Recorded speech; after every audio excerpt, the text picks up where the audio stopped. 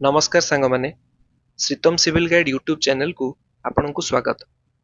आज आम एक एमिति टॉपिक विषय कथा हबा जहा समस्त को घर कंस्ट्रक्शन समय रे हेल्प करिवो एवं आपन को बहुमूल्य टंका बंचिवा सह एक स्ट्रांग बा मजबूत घर निर्माण करिवा पई आपन को आइडिया दबो।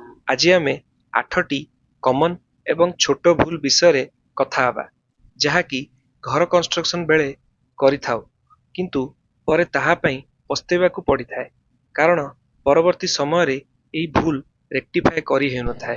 आपणक आखि आगरे भूल हेउथले मध्य आपण जानि पारंतिनी। किछि जागारे आपण भूल धरिले मध्य कॉन्ट्रैक्टर आपण को कुहंती आपण ठीक नॉलेज रखि नाहंती एवं घर एमिति ही हुए एवं मु एते घर बनाइछि काहे घर भांगी जायनि तो। किंतु प्रकृत कथा सेई घर लंबा समय पर्यंत स्ट्रांग रुहेनी। जेपरी परे बिल्डिंग रे क्रैक आसे, प्लास्टर खसी जाए, वाटर लीकेज परी असुविधा हुए। कंस्ट्रक्शन लाइन रे सेमिति तो बहुत भूल अछि जहा को अवॉइड करिवा कथा। किंतु वीडियो बेसी लंबा न करिवा कारणरू आमे आज इंपोर्टेंट 8 रु 10 टी टॉपिक विषय रे डिस्कशन करिवा। जेउथिरे प्रथम पॉइंट रे हेउची आपनको फाउंडेशन करला बेले फाउंडेशन कास्टिंग परे एवं प्लिंथ बीम पकेइबा आगुरु कलम कास्टिंग करा जाए जहा को आमे फाउंडेशन पेडेस्ट्रल मध्य कहिथाउ एवं ताहा पई शटरिंग करा जाए एवं ताहा को पट्टा बा प्लाय किंबा एमएस सीट रो शटरिंग यूज न करिकी बहुत जगह रे कॉन्ट्रैक्टर माने इटा रे जोड़ेई करिकी पेडेस्ट्रल कलम कास्टिंग करि दियंती जहा फल रे प्रथमे तो जेहेतु इटा रे जोड़ेई होई थाए कॉन्ट्रैक्टर भलसे वाइब्रेटर मारंतिनी जहा फल रे प्रॉपर्ली कंपैक्शन हुएनी एवं हनीकम देखा जाए एवं ब्रिक रे जोड़ेई करिकी कलम कास्टिंग करूचंती सेमाने। तेणु ब्रिक कंक्रीट रु पानी सोक करिनिए एवं कंक्रीट हार्डनिंग प्रोसेस टाइम रे हाइड्रेशन प्रोसेस केमिकल रिएक्शन हुए एवं एथि पई पानी रो आवश्यकता बहुत। किंतु इटा पानी को सोक करिथिबा कारणनु सेठी पेडेस्ट्रल सेते स्ट्रांग हुएनी जेते हबा कथा एवं ब्रिक क्वार करिले सेथिरे मटेरियल लॉस मध्य हुए कारण एहा प्लाय बा पट्टारे इजिली हेई पारथांता किंतु अजथारे ब्रिक रो कॉस्टिंग आपणक पई बढ़ी जाए। तेणु मो मतरे आपण सबु बेले पट्टा प्लाय बा एमएस सीट रे शटरिंग करिकी काम करंतु। कॉन्ट्रैक्टर तांकर मटेरियल को बंचाइबा पई सेठारे सहज हबा बोली जोड़ेई करिकी कास्टिंग कर दियंती। एही सबु कथा काहाकू थट्टा लागि पारे किंतु एही सबु प्रैक्टिकली आपण को जानिबा कथा एवं जगिबा कथा बोली मु कहूची। सेकंड पॉइंट हेउची size of rod to give in column. बहुत जगह रे वन स्टोरी बिल्डिंग हेउतबो किंतु बहुत रॉड दिया होइतिबो जहा कि अनावश्यक एवं घर ओनरकर अजथा पैसा वेस्ट कराई थाए एवं बहुत केस रे देखा होईची घर 3 तालार होइथिबो किंतु रॉड गोटे ताला हिसाब रे कम रॉड दिया होइथिबो से जगह रे आपणकर कलम लोड कैरी करि परिबनी एवं आज न हेले भी 10 रु 15 वर्ष रे आपणको इफेक्ट जणा पड़िबो।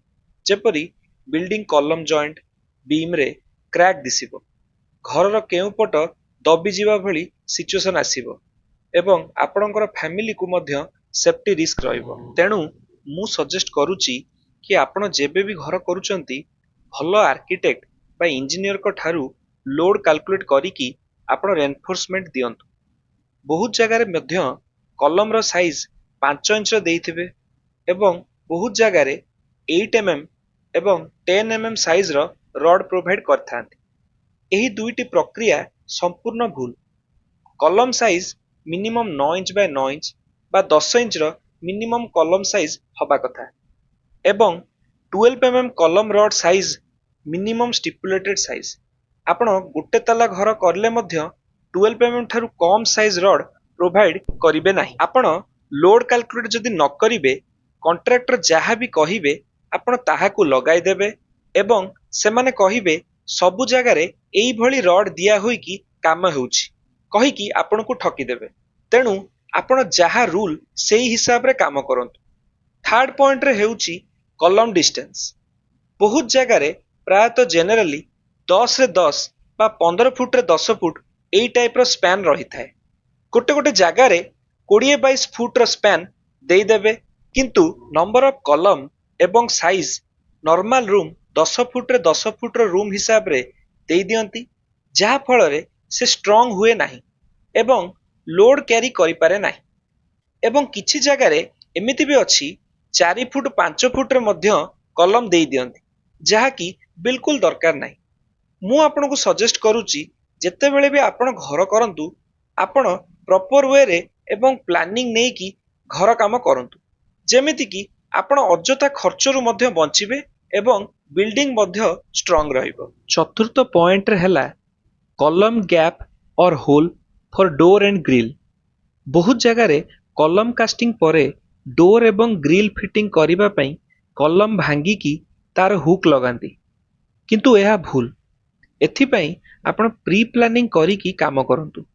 ଯେଉଁଠି ଆପଣଙ୍କ କଲମ ଏବଂ ଗ୍ରିଲ୍ ରହିବ, ସେଠି କଲମରେ ଆଙ୍କର ବୋଲ୍ଟ ସାହାଯ୍ୟରେ ଡୋର୍ ଏବଂ ଚୌକାଠ ଫିକ୍ସ କରନ୍ତୁ ଏବଂ ଯେଉଁଠି ହୁକ୍ ଲଗାଇବାର ଅଛି, ସେଠି ପୂର୍ବରୁ କାଷ୍ଟିଂ ବେଳେ ସେଠି ଷ୍ଟପର କିମ୍ବା ବସ୍ତା ବା ଜରି ଦେଇକି ସେହି ଜାଗାକୁ କଂକ୍ରିଟ ପଶିବାରୁ ବ୍ଲକ୍ କରିଦିଅନ୍ତୁ। ପରେ ଆପଣ ଚିପିଂ କରିକି କାଟନ୍ତୁନି।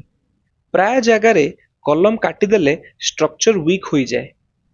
ଫିଫ୍ଥ ପଏଣ୍ଟରେ ହେଲା no plinth beam below wall. ବହୁତ ଜାଗାରେ ଆମେ ଦେଖିଛୁ ପ୍ଲିନ୍ଥ ବିମ୍ ଦିଅନ୍ତିନି, କେବଳ ଗୋଟେ ସିଲ୍ ବ୍ୟାଣ୍ଡ ଦେଲା ଭଳି ବ୍ୟାଣ୍ଡ ଦେଇ ଦିଅନ୍ତି, ଯାହା ଫଳରେ କଲମ ଟୁ କଲମ ଟାଏ ହେଇକି ରୁହେନି ଏବଂ ଘର ବେଶୀ ଷ୍ଟ୍ରଙ୍ଗ ହୁଏନି। ତେଣୁ ଯେତେବେଳେ ଆପଣ ୱାଲ୍ କରିବେ, ୱାଲରେ କ୍ରାକ୍ ଆସିଯିବ ଏବଂ ଯେତେବେଳେ ଆପଣ ସ୍ୟାଣ୍ଡ ଫିଲିଂ କରିବେ, କଲମ ୱାଲ୍ ସାଇଡକୁ ଝୁଲିଯିବ ଏବଂ ବେଣ୍ଡ ହୋଇଯିବ। ତେଣୁ ଯେତେବେଳେ ଆପଣ ୱାଲ୍ ଉଠଉଛନ୍ତି, ଗ୍ରାଉଣ୍ଡ ଲେବୁଲରୁ 2 ରୁ 3 ଫିଟ୍ ଲେବୁଲରେ ପ୍ରପର ରଡ୍ ଦେଇକି ଷ୍ଟ୍ରଙ୍ଗ କରିକି ପ୍ଲିନ୍ଥ ବିମ୍ ଦିଅନ୍ତୁ, ଯାହା ଫଳରେ କ୍ରାକ୍ ଆସିବନି ଏବଂ ଯେତେବେଳେ ଫିଲିଂ କରିବେ ଷ୍ଟ୍ରକ୍ଚର କମ୍ପାକ୍ଟ ହୋଇକି ରହିବ ଏବଂ ସାଇଡକୁ କଲମ ବେଣ୍ଡ ହବ ନାହିଁ।